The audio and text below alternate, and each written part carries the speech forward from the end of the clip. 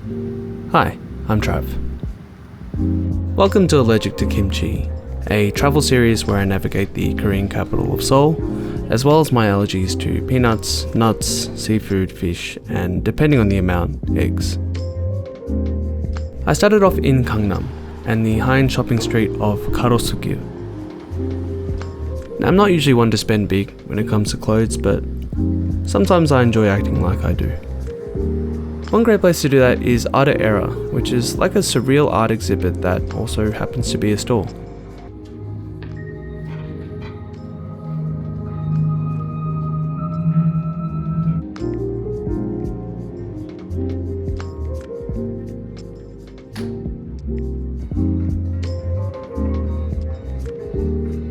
And just a few stores down is the stylish Maison Kitsune.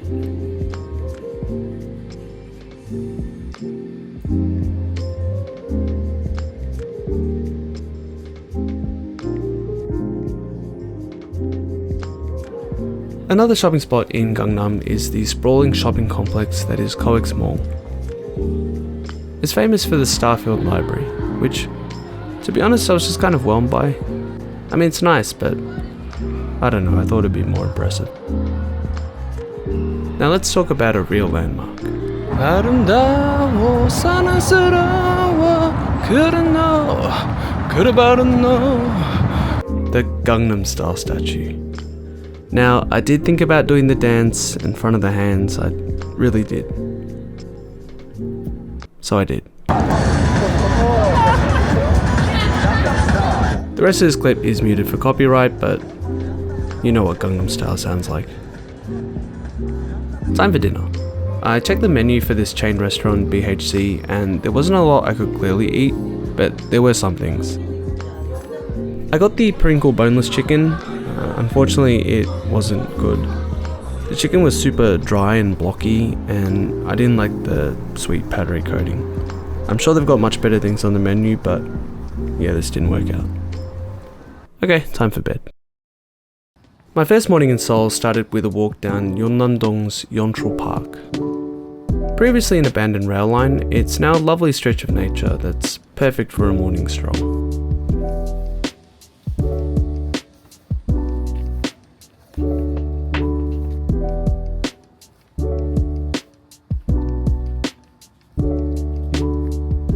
This neighbourhood is well known for its aesthetic cafes, a famous one being Cafe Layered, with its English cottage theme and specialty scones and cakes.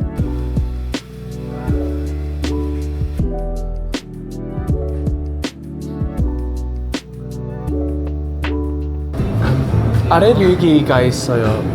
딸기 스콘 먹을 수 있나요? 이거 너츠 알러지. 너츠. 네. 딸기 스콘이요? 딸기 스콘. 네. 딸기 스콘에 없어요. 네, 감사합니다. I got myself a strawberry compote scone and a honey lemon iced tea. The scone was delicious, soft and crumbly, and the compote was really nice.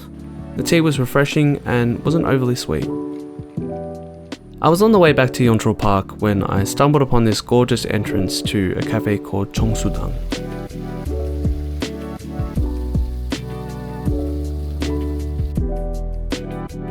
I ordered their signature matcha milk, which had a subtle matcha flavour, easy to drink even if you're not much of a fan of the taste usually. After spending time at two cafes, it was naturally time for lunch, at a place called hongdae. This barbecue restaurant caters to solo diners, with individual grills and ordering is a breeze. I got some pork and beef belly, unmarinated for peace of mind, though I wasn't able to have the soup, kimchi or sauces. Still, the meat and the rice were good. Next to yeonnam-dong is the vibrant youth culture hub of Hongdae.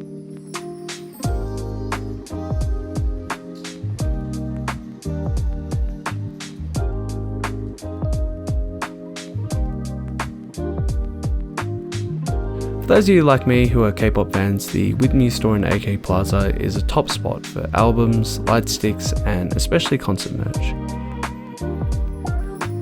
I'll be making a full video on K-pop stores in Seoul in the future, so stay tuned for that if that's of interest to you. For clothes shopping, M Playground has a big range of styles at pretty good prices.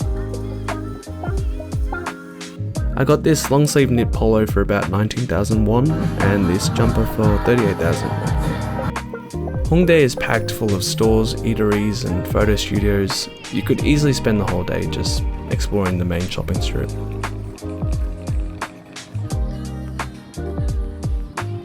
You know what I haven't done in a while? Gone to an aesthetic cafe. Shinidorga is just off the main strip and centers around this lovely Hanok style courtyard. I ordered a salt bread, which is like a croissant I guess, but more salty, and a nice Americano, since I hear K-pop idols go on about it all the time, see what the fuss is about. The salt bread was amazing. Crispy, soft and buttery. Easily one of the best things I had on the trip. I'm not much of a coffee person, so I'm certainly not an authority, but the Americano was pretty smooth. Close to Hongdae is the neighbourhood of Mangwon, which has a more traditional feel with some trendy stores sprinkled in. One such store is Zero Space, full of cute cartoony prints and stationery, plus an entire room dedicated to Miffy. I got myself this Seoul landmark mousepad and magnet as souvenirs. Mangwon is known for its market, which is more of a local hub than the more popular and touristy Gwangjang and Namdaemun markets. Street food is particularly tricky with my allergies, more on that next episode.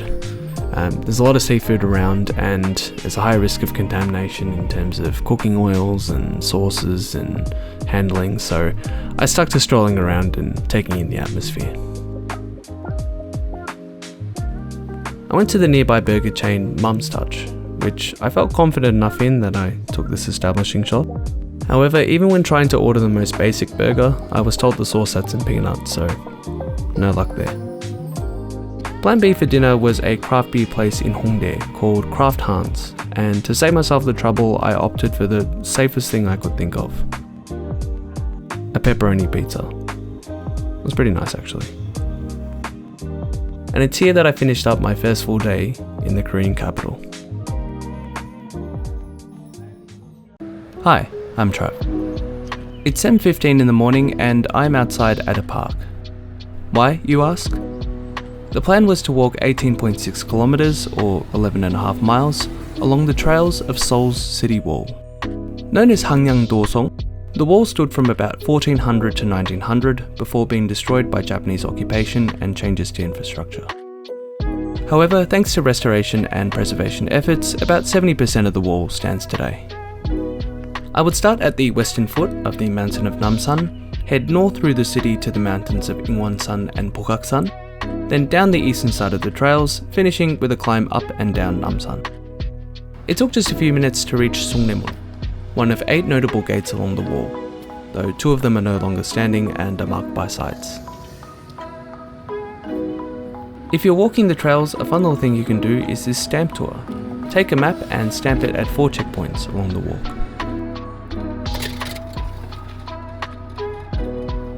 Some inner city sections of the trails aren't obvious, so it's handy to have naver maps open to follow along, though there are a bunch of these signs here to direct you. About 10 minutes after taking this particular shot, I realised I'd missed the site of the Soimun gate, and where was it?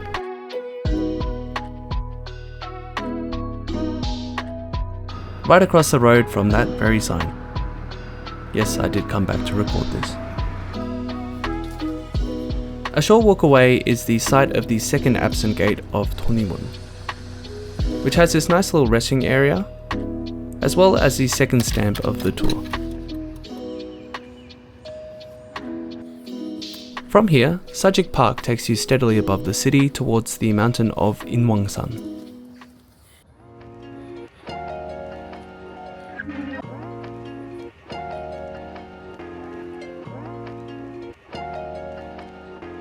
On the way to the summit, you get some beautiful sweeping views of the city.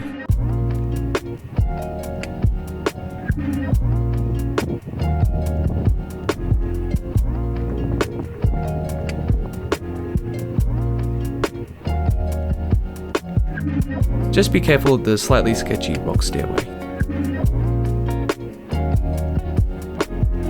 And here is the summit, 338 meters or 1,109 feet. Soon after, I met some fellow Aussies who were walking the trails, so I tagged along.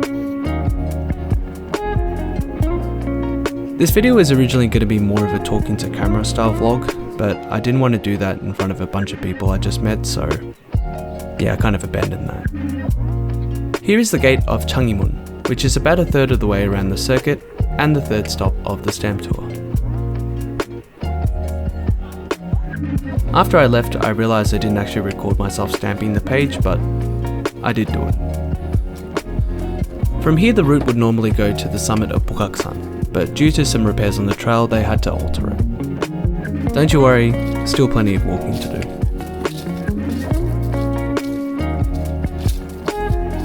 This is Sukjongmun, gate number 5 and the start of the descent back into the city.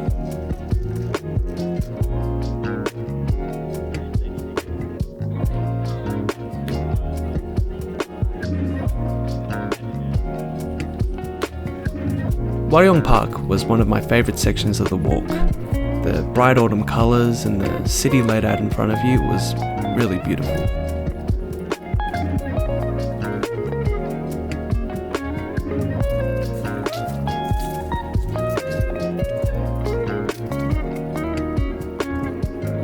We made a stop at this cosy little spot called Museum Cafe.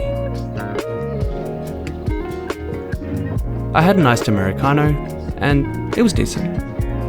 Here's gate number 6, Haehwamun, which is just over halfway through the circuit.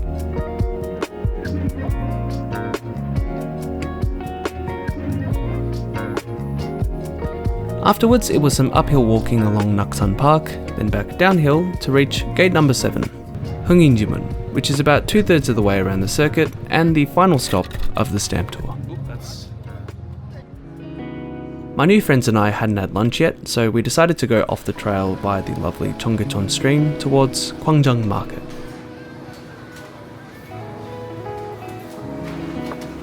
Gwangjang is packed full of food stalls with a whole range of options. For most people. 알레르기가 있어요. 여기.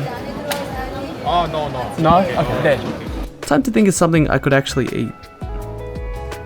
Potato on a stick. Back to the trail and we find Gwangimun, the last of the 8 gates of my journey, but certainly not the last of my walking.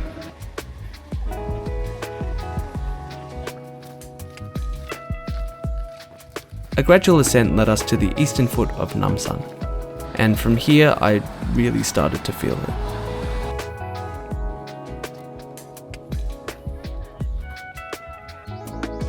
Heading up this particular stairway, my thighs seized up for like a good couple of minutes, like I just couldn't take a step. Nevertheless, after some rest, I pushed on. My new friends had to head off as they had a dinner to get to. Thank you Anna, Josh, Sarah and Tom for your great company throughout the walk. Time to head towards Seoul Tower, the last landmark before reaching the end of the circuit.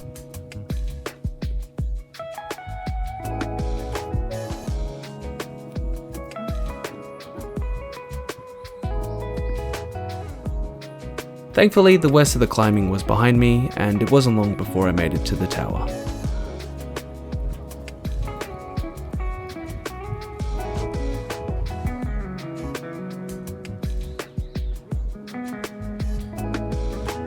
All that remained was the walk down Namsan, which I was really able to savour, knowing I didn't have much more to do.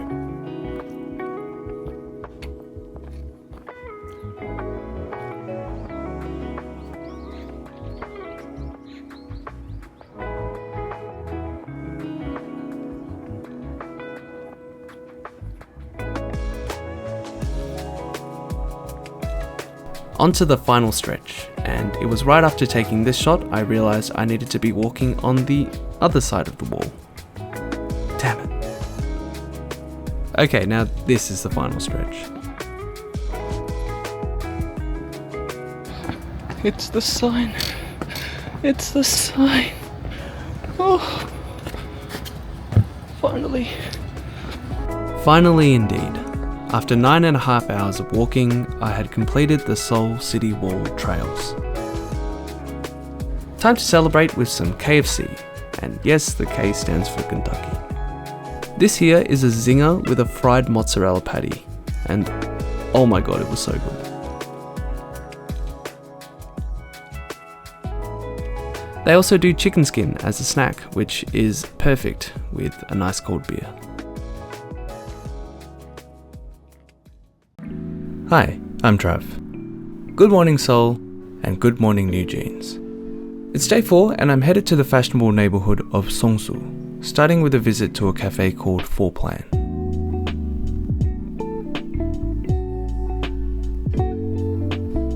The design of this cafe is based on an architect's studio with its sleek look and office decor. I ordered an iced Americano. Third one for the trip for those keeping score. Seongsu is a haven for shopping, particularly if you're into fashion, cosmetics or skincare. At this point in time, all I knew about Korean skincare was Innisfree, so I dropped by their flagship store to pick up a couple things. I got a retinol serum and a black tea body mist, which is great for refreshing on the go, especially when travelling. Right next door is Grandpa Factory. I have no idea where the name came from, but it's a cafe slash brunch place which is quite stylish and spacious.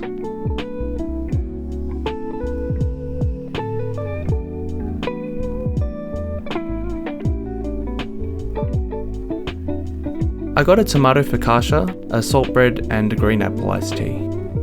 Now sometimes I don't disclose my egg allergy because in small amounts it doesn't trigger a reaction. I don't know if it was the egg content or something else I wasn't aware of, but I did have a mild reaction to the focaccia. Nothing serious, but I did have to abandon it halfway and take a Telfast. It was nice though. The salt bread and the tea were fine. Not bad, but not amazing either. Here is one of Seongsu's busiest stores, Point of View. If you're a fan of stationery, this is the place for you. From notebooks, writing utensils and stickers to more niche items like fountain pennings and sewing supplies, it's got it all. I'm not much of a stationery guy, but it was cool to look around and there seemed to be a focus on high quality products. Onto a different store called Happier Mart. This store sells various items such as accessories and stationery with cheerful, colourful designs. I got this cute little coin bag. Near Seongsu are the headquarters of SM Entertainment, one of the biggest K-pop companies home to the likes of Girls' Generation, NCT, aespa and Rise. And just below the HQ is Gwangya, SM's official store. This place is a visual feast, with dazzling screens and merchandise everywhere you look.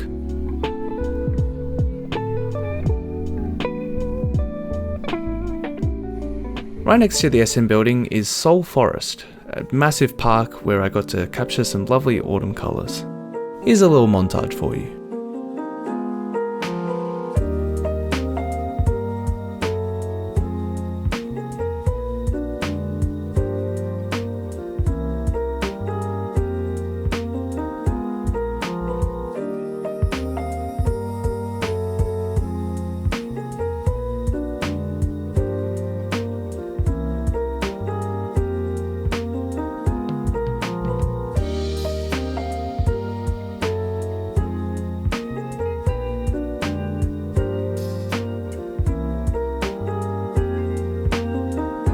Time for one more stop in Seongsu, the famous Onion Cafe.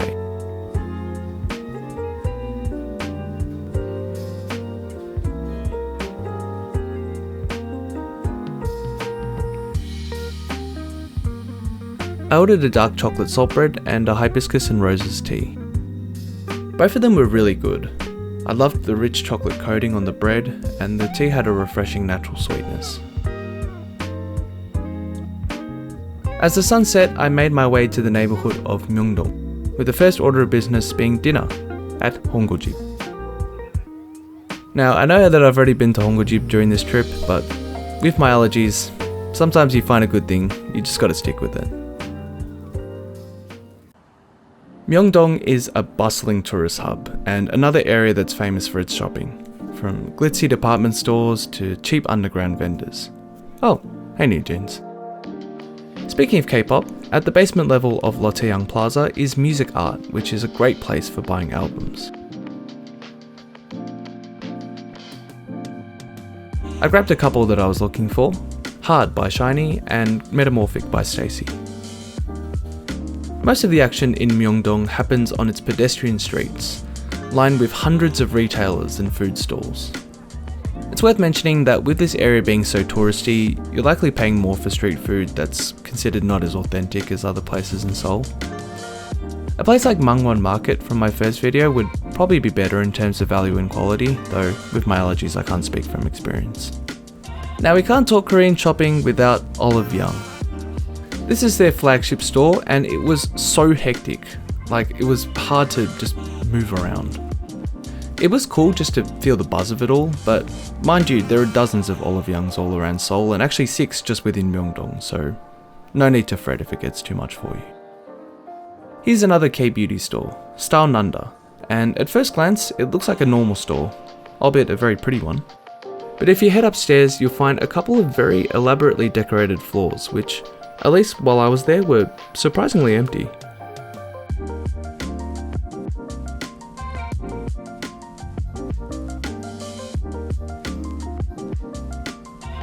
Now, Myeongdong is a bit of a contentious area. Some people see it as just an overpriced tourist trap, but I think it's the most convenient way to feel the buzz of Korea and its exports. The beauty products, fashion, accessories, food, K-pop, it's all there and it's easily accessible. So unless you're hell-bent on doing things the local way, I reckon it's worth a visit. And with that, it's good night Seoul and good night New Jeans. Hi, I'm Trav. You joined me in the early afternoon of day 5 in Seoul. I spent the morning hopping around K-pop stores for a future video, but now it's time to explore the historic district of Jongno. First stop is the Buddhist temple of Chogesa, which dates back to the late 14th century. At its centre stands the ornate main hall, Taeongjeon, and this beautiful pagoda tree. You'll also see hundreds of brightly coloured lanterns and flowers decorating the grounds. Down the road is Yorin Songhyun Green Square, which by contrast is a very new addition to the area, having only opened in 2022. It's a spacious park that offers some breathing space between the surrounding attractions, and also features some contemporary sculptures.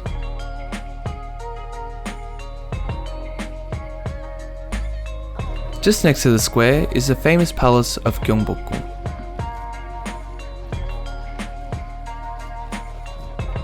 Built in 1395, it served as the main palace of the 500-year-old Joseon dynasty. There is a small charge for entry to the palace grounds unless you're over 65, 6 and under, or wearing a traditional hanbok costume.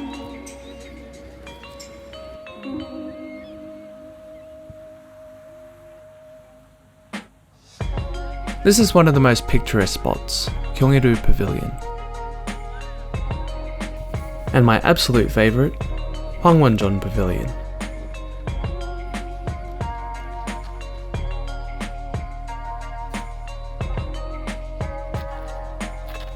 Also located on the palace grounds is the National Folk Museum of Korea. I didn't get to go inside as it was near closing time, but there are still some lovely things to see outside. One section I really liked is the Street of Memories, a meticulous recreation of typical businesses from the Korea of the 70s and 80s. Well, I assume so anyways. I wasn't here then. The highlight of this area is the live DJ in the music cafe who was just born for this role. He even takes requests.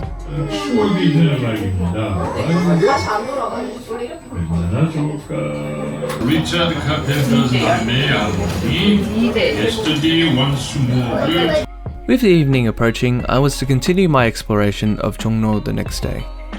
But not before a send-off by my favourite type of street performer, a pan flute player.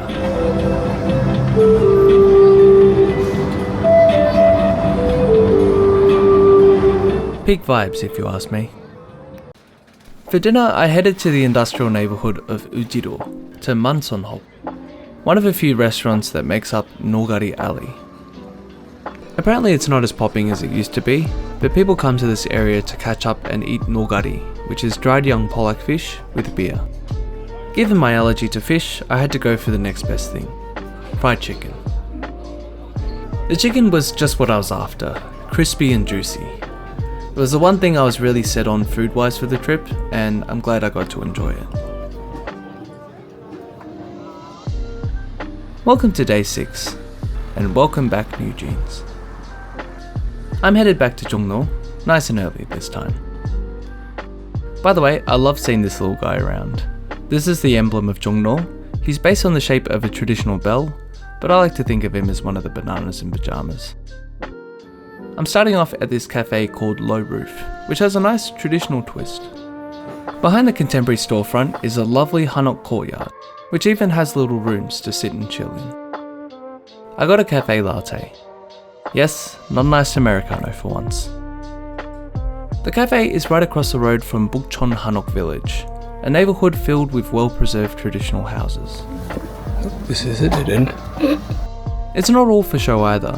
It is still a residential area, so it's recommended to only visit between 10 to 5 from Monday to Saturday, with Sunday being a designated rest day for the residents. I visited the Asian Art Museum, which has the draw of this view over the village.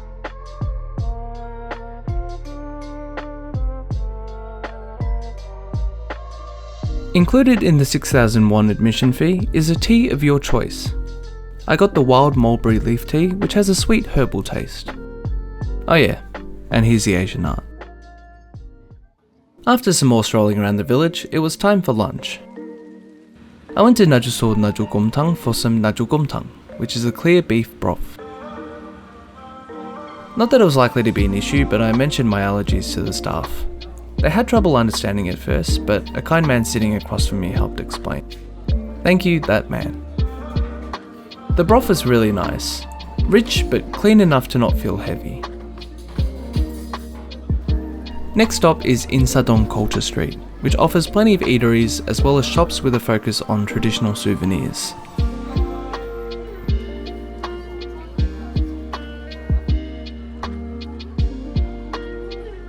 For something more modern, Samchigir is a spiral complex full of cute arts, crafts and stationery.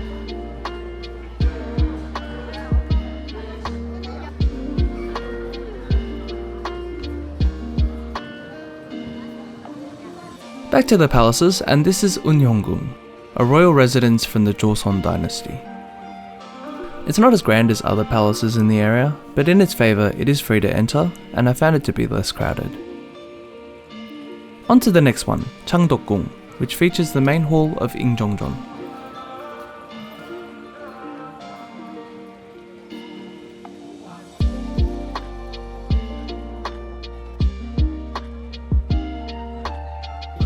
My favourite part of visiting this palace was exploring the network of little passageways.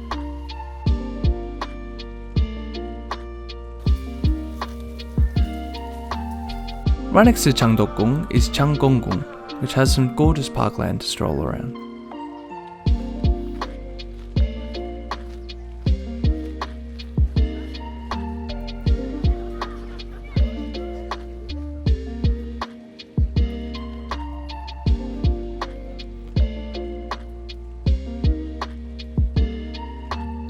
And it's here that I wrapped up my exploration of Jongno.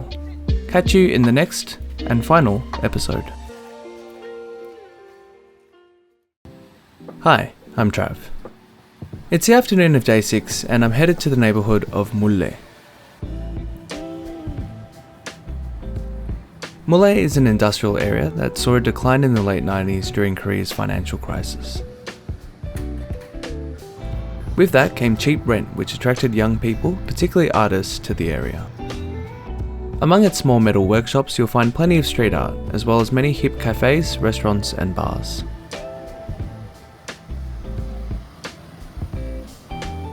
One such cafe is Russ Bakery, which was really busy.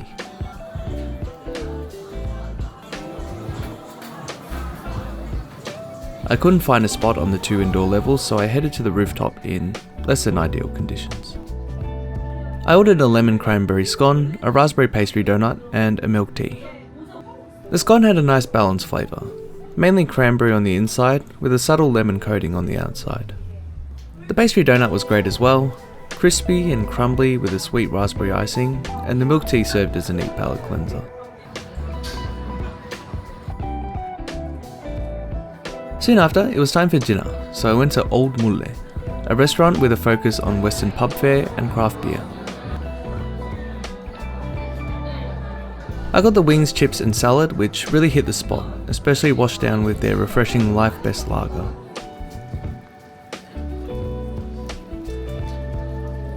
After a bit more strolling and appreciating the vibes, it was on to the neighbourhood of Sillim, a more built up hub for nightlife.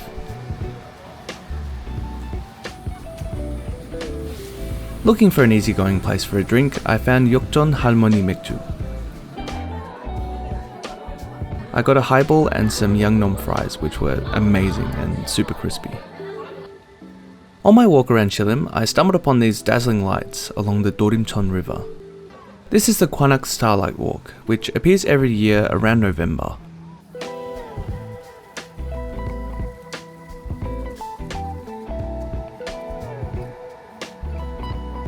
It offers a lot of pretty photo ops, which, if I've learned anything about Korea, is something they absolutely love.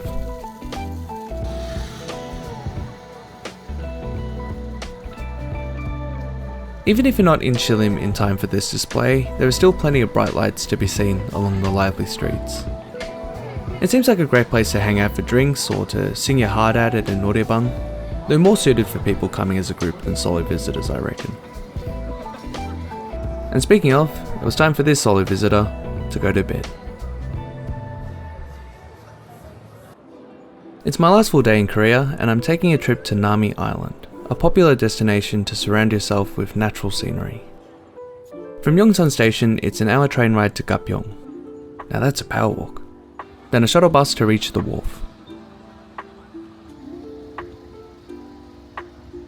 Once you reach the wharf, it's a 16,000 won ticket to get you to and from the island via the ferry. Cue me dramatically staring out at the water.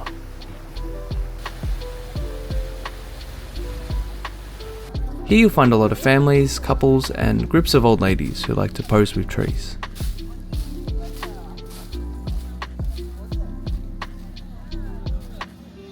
You'll also find ostriches.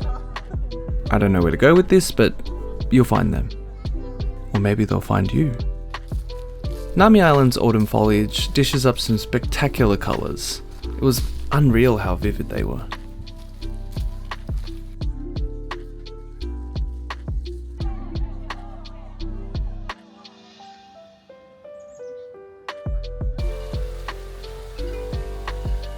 These trees near the guest houses made for an absolutely stunning display.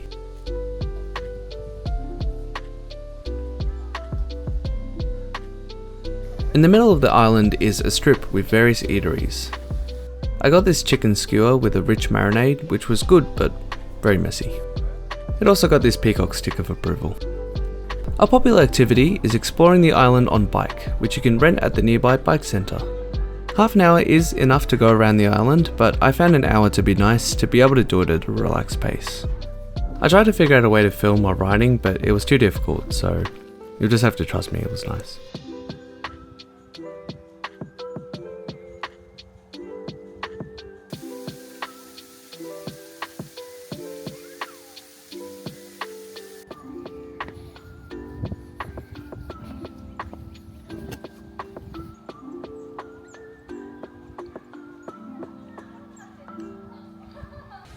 Before I left, I had this dessert, which is toasted marshmallow on the outside and ice cream on the inside. Very good, but not very flattering to eat. Time to head back on the ferry and away from the island. After about 15 minutes of waiting for the shuttle back to Gapyeong Station, I got impatient and decided to walk back. It's about a 25-minute walk, so not too bad.